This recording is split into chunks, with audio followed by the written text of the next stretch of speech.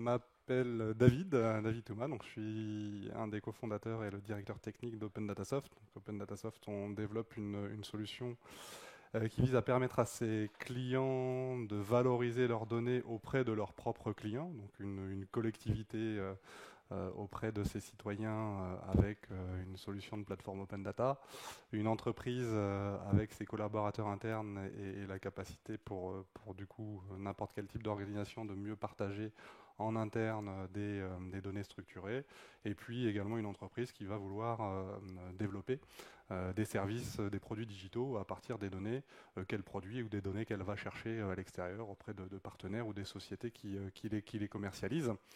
Hein, et donc, nous, on aide ces organisations à valoriser leurs données avec la mise à disposition de ces données via des API qui permettent à des développeurs de produire et de construire des applications, et également à valoriser immédiatement ces données via des visualisations interactives que ces organisations peuvent rapidement développer à partir des données qu'elles chargent sur leur plateforme. Donc aujourd'hui, je vais vous parler de réseaux de données. Je vais essayer de vous parler de réseaux de données. Voilà, la présentation va durer une quinzaine de minutes, et puis je me ferai un plaisir ensuite d'échanger avec vous sur le sujet. Donc un réseau de données, on va déjà essayer un peu de préciser le thème. Donc un réseau, c'est un ensemble de fils et d'éléments qui se croisent et qui communiquent entre eux. Hein. Donc, voilà, réseau de transport, réseau autoroutier, réseau de données. Alors le réseau Internet, c'est quoi? C'est un ensemble de serveurs et de services qui sont reliés ensemble et qui fournissent un accès à des ressources nommées accessibles via des URL qu'on appelle Internet, et Google qui matérialise cet Internet en permettant Google et d'autres d'ailleurs, en permettant de chercher et d'identifier des ressources au sein du réseau Internet. D'autres types de réseaux, GitHub par exemple, j'ai pris quelques exemples qui me semblaient pertinents. GitHub, qui est un réseau social finalement, qui met en relation des développeurs autour d'une ressource qui est le code. Hein, donc GitHub, c'est un service en ligne qui permet aux développeurs de créer d'entreposer le code source de leurs applications. Ce service en ligne permet également la mise en relation, la création d'organisations, de groupes de travail qui vont travailler ensemble sur un projet informatique ou data ou autre. On voit aussi de nouveaux types de réseaux qui commencent à se créer. Alors là, notamment, j'ai pris cet exemple qui me semblait tout à fait intéressant. Donc Data.world, qui est une jeune société américaine qui développe le GitHub de la data. Hein. Je pense que c'est un concept assez intéressant et qui vise du coup à permettre à ses utilisateurs, donc on est sur une approche qui est très similaire à celle de Google, hein, à référencer des jeux de données, à les décrire, à les commenter, à les documenter, et donc par là même mettre en relation des utilisateurs autour de ces jeux de données pour que ceux-ci les commentent, les enrichissent, etc. Il y a de plus en plus d'initiatives de ce type outre-Atlantique. Donc là, on est typiquement sur la création d'un réseau social, okay, centré autour de la donnée et sur une échelle qui est celle de GitHub. Donc on est sur un ensemble de ressources qui sont complètement publiques et disponibles sur Internet. Vous avez également d'autres acteurs qui créent d'autres types de réseaux, hein, donc Dawex, nos collègues français qui développent une place de marché de monétisation d'échange et de monétisation de données, et qui permet en fait à des producteurs de mettre à disposition des jeux de données structurés sur une place de marché, okay, sur laquelle des consommateurs vont pouvoir venir s'approvisionner, acheter, etc. Et donc là, tout l'enjeu ici est de mettre en relation des producteurs, des consommateurs, et d'établir un lien de confiance entre les deux. Voilà, donc là, on est dans la création d'un autre type de réseau marchand. On va acquérir et vendre et acquérir vendre et acheter de la donnée. Place de marché de données. Il y en a des généralistes, des sectoriels spécialisés. Voilà, c'est un secteur notamment sur lequel l'industrie auto est pas mal outillée. Voilà, donc réseau marchand. Avant de poursuivre, petite parenthèse sur les données et la façon dont nous, chez Open Data Soft, on fait la promotion justement de cette notion de données. Alors, quand on parle de données, on parle de données structurées. Données structurées, au contraire de contenu ou de données non structurées. Hein. Données structurées seraient des données qui vont sortir des bases de données, de fichiers Excel, de systèmes d'information géographique, etc. Ce sont des données qui sont suffisamment bien découpées, précises, etc. pour que des programmes informatiques puissent travailler avec, prendre des décisions, etc. Les données pour nous, et ça commence, on va dire, à prendre d'une manière beaucoup plus globale, ne sont rien sans les usages qui leur sont associés. Et des usages, je vous en donne quelques exemples ici. Donc là, on est sur le portail Open Data de la métropole européenne de Lille. Donc voilà, on est sur un exemple de portail Open Data en France, avec ici un exemple de jeu de données, position des lycées publics et privés sur le territoire. Donc là, on informe le citoyen, on donne une information, hein, et on donne une information visuelle, en tout cas visualisable sur une carte. Donc le citoyen peut s'approprier, à contrario d'une approche où on ne fournirait qu'un fichier plat, CSV, qui ne saurait être exploitable que par les heureux propriétaires et experts de logiciels comme Microsoft Excel, etc. Là, finalement, le citoyen n'a besoin que de son navigateur web pour comprendre, visualiser et du coup être intégré dans le processus de partage et d'information de la métropole. C'est rendre compte aussi, donc là, exemple de la ville d'Issy-les-Moulineaux, qui, au travers de son site web, finalement expose des données budgétaires mises en forme, okay, donc à destination des citoyens, des entreprises, pour présenter finalement le bilan financier de son territoire au fil des ans. Donc là, derrière ces représentations, il y a une donnée qui est également mise à disposition sur le portail Open Data de la ville, mais cette donnée, elle est en plus mise en forme et exposée pour créer ce type de tableau de bord.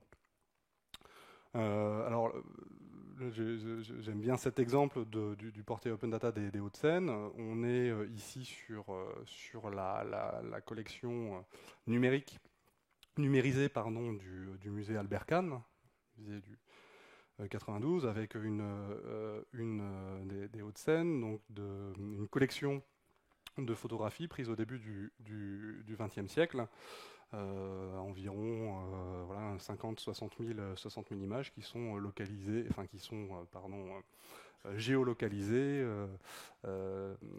auxquelles sont associées un certain nombre de métadonnées, okay, et finalement le département des Hauts-de-Seine utilise son portail Open Data et de la même manière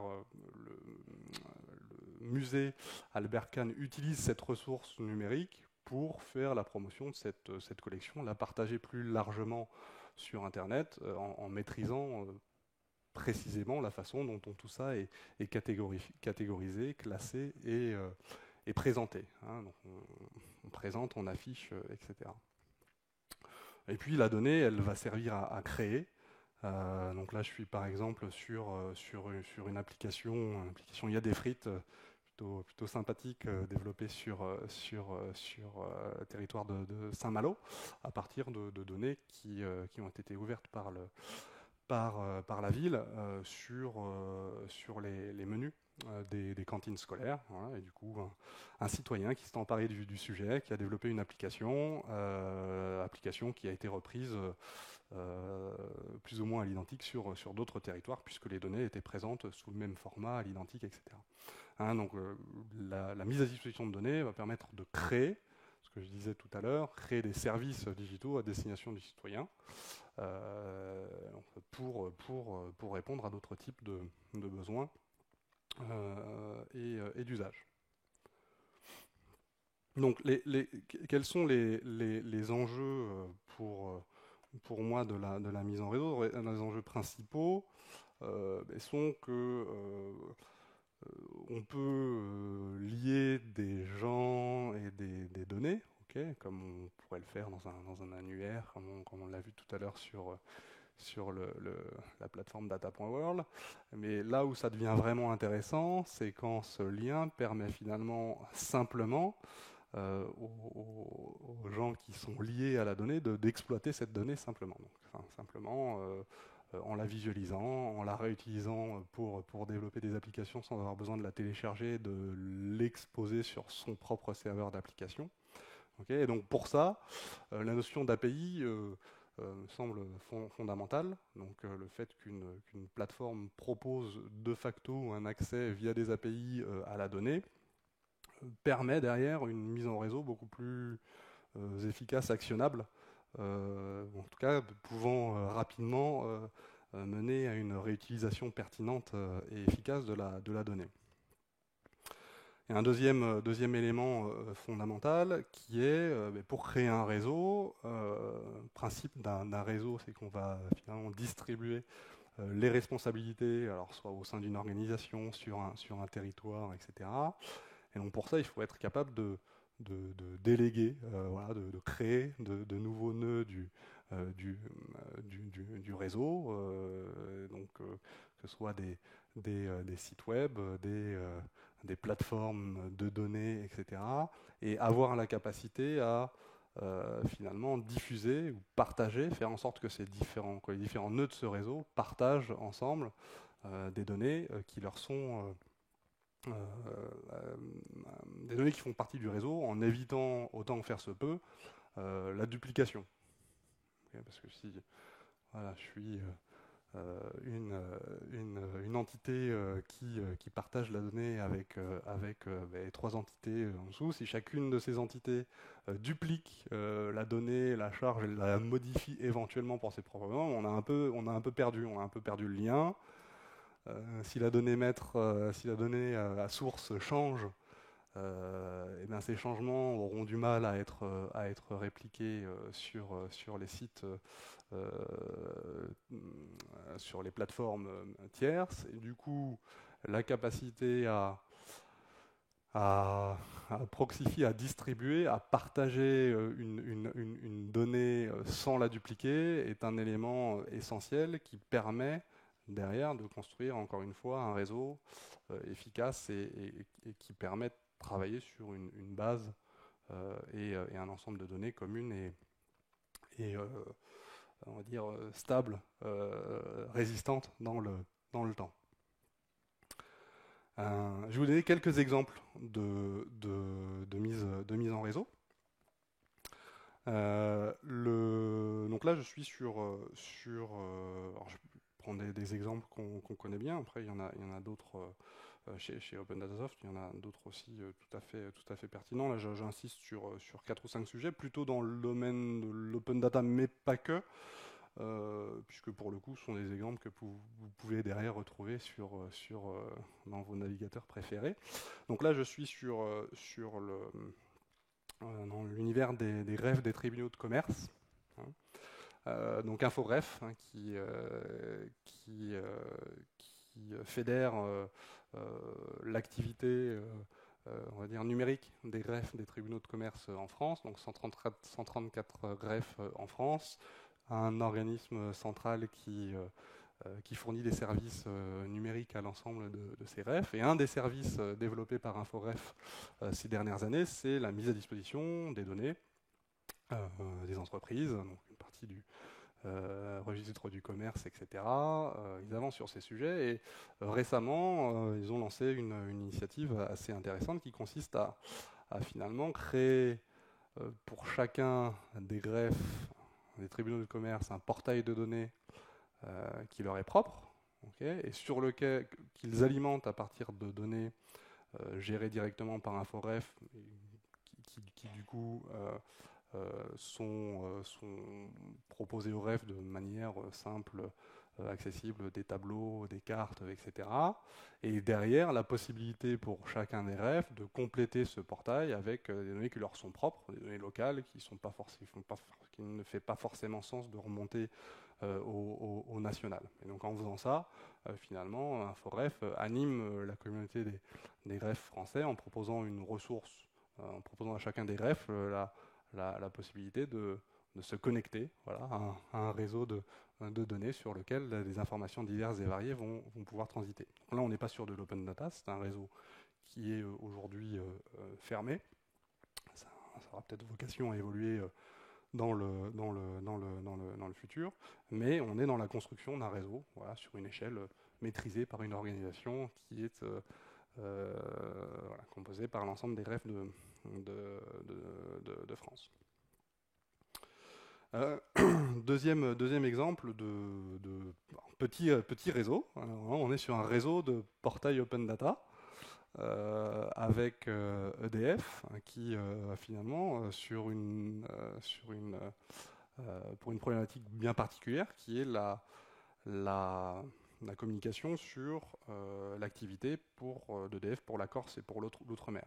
Hein, donc ils ont à partir d'un portail principal, donc un portail open data, sur lequel ils diffusent des données qui sont globales et qui regroupent l'ensemble des collectivités que sont la Corse et les départements et territoires d'outre-mer.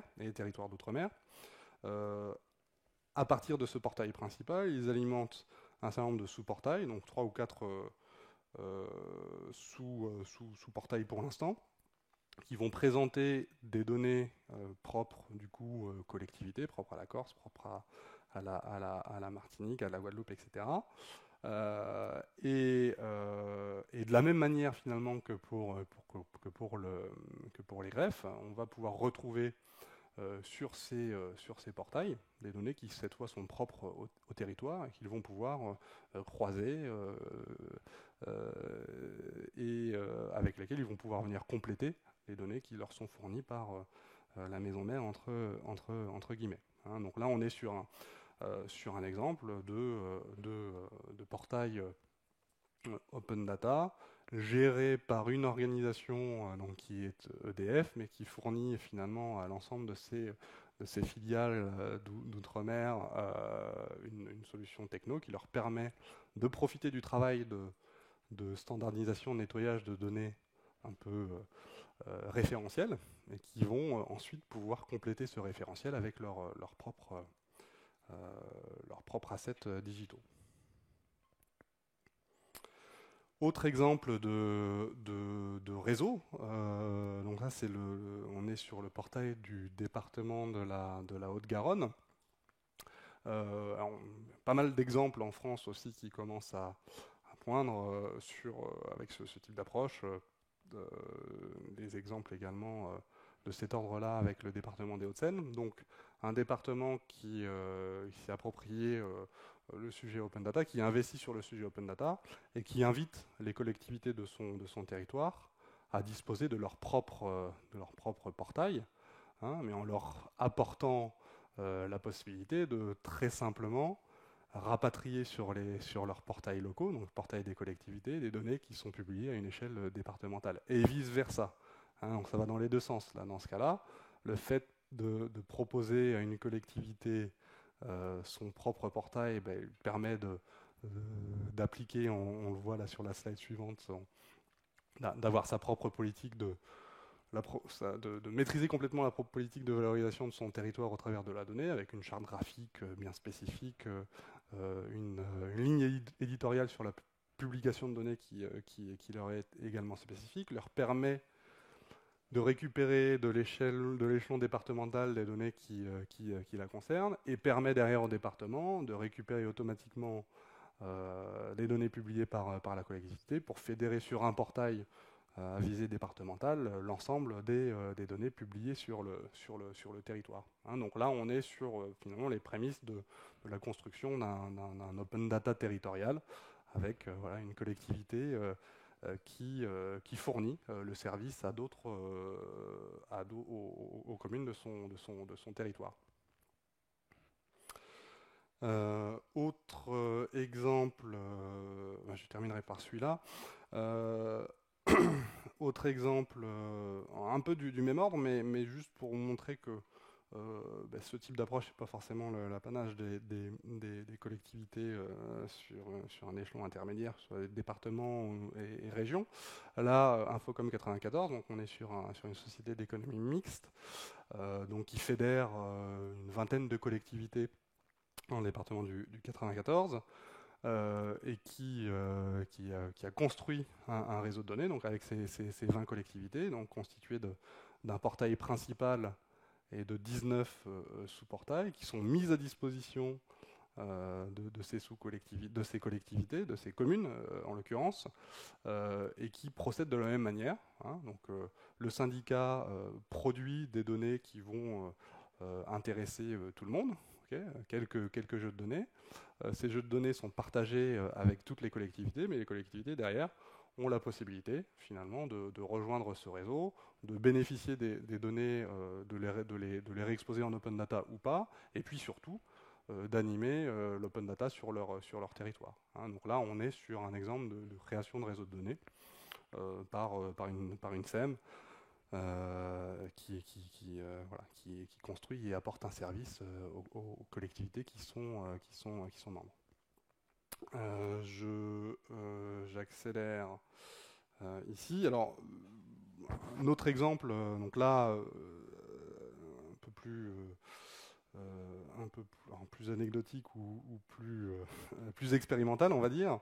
Open Data Territoire, qui a été une initiative qu'on a montée avec Open Data Soft il y a un an et demi, qu'on a remise à jour cet été, et qui a simplement consisté finalement à construire pour chaque collectivité française concernée par la loi NOTRe, hein, donc la loi qui oblige, enfin, qui incite les collectivités à ouvrir, de plus de 3500 habitants, à ouvrir les données en open data.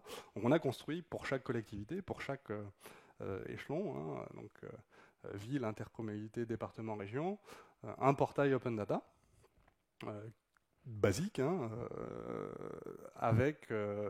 et qui présente du coup sur un site très très simple un ensemble de jeux de données, voilà, 10-15 jeux de données, avec des informations statistiques sur le territoire, etc. Donc tout ça représente la mise en avant de ces données sur des tableaux de bord, donc tableaux de bord d'analyse du territoire. Alors là, on l'a fait à partir des données disponibles. Et ce qui est intéressant, c'est que là, vous avez 5000 portails qui ont été créés. Tout ça, enfin voilà, avec cette opération, notre objectif est de montrer qu'il est possible aujourd'hui, avec les technos du moment, de commencer à construire ce type de réseau. Et ça, c'est intéressant à la fois sur une échelle, on va dire, open data, secteur public, mais c'est également intéressant pour des groupes privés qui potentiellement voudraient trouver un moyen de partager, de diffuser une donnée à grande échelle au niveau d'une région, d'un pays, etc. C'est possible. On peut construire ce type d'usine, finalement, à construire des sites un peu comme on a construit dans les années 2000 des usines à fabriquer des sites web. Et ben maintenant, on peut faire un peu la même chose avec la donnée. Si vous allez sur opendataterritoire.fr, vous placez sur l'onglet commune, ville, vous cherchez le nom de votre ville, et puis vous allez trouver un portail open data généré automatiquement pour cette ville.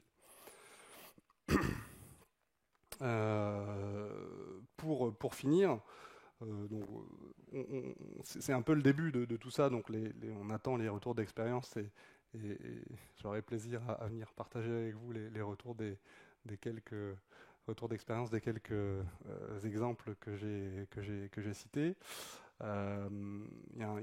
Aujourd'hui, sur le sujet data, donc on met des gens ou des organisations en relation grâce à la constitution de réseaux de données. Le vrai enjeu aujourd'hui, il est dans comment on arrive et comment on fait pour rendre la donnée ou les données interopérables. faire en sorte que finalement, le plus automatiquement possible, des réutilisateurs vont pouvoir se nourrir des données produites par les uns et les autres et construire des applications cohérentes sans avoir à passer un temps certain à réconcilier, recroiser, renormaliser les données. Hein. Donc on a, et ça c'est un constat un peu global, un gros travail à faire, tous acteurs de la chaîne de valorisation de la donnée, pour voilà, implémenter les bons standards, travailler correctement sur les métadonnées des jeux de données et faire en sorte que finalement la promesse de l'open data, du linked data, etc., soit effectivement réalisée. Et ça, voilà, on en est encore un peu loin, mais les efforts vont dans le bon sens. Voilà, j'en ai terminé. Merci pour votre attention. Et puis, si vous avez des questions, c'est le bon moment. Alors ici ou plus tard sur notre stand. Merci.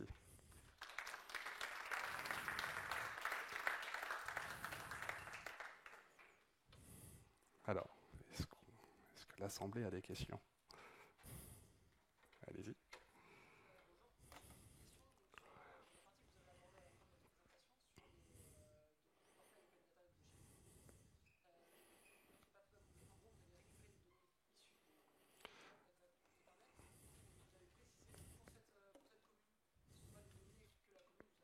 Non, non, non. Hein, donc on a effectivement, pour réaliser cette expérimentation, on a pris des données qui sont publiées à l'échelle nationale, donc des données qu'on va trouver sur le portail Open Data de la France, data.gouv.fr, ou des données qui sont publiées par des clients d'Open Data Soft sur une échelle nationale. Par exemple, InfoRef publie en Open Data des données sur les créations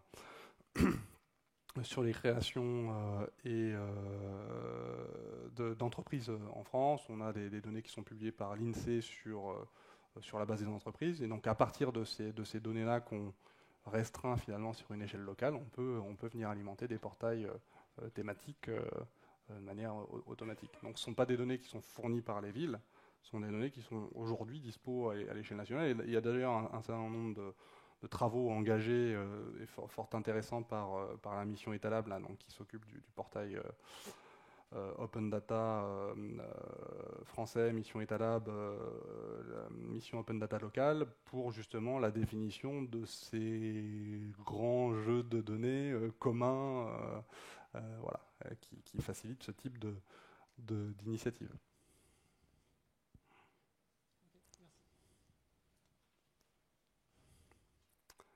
Autre question? Pas d'autres questions? Voilà, je vous propose qu'on s'arrête là. Merci.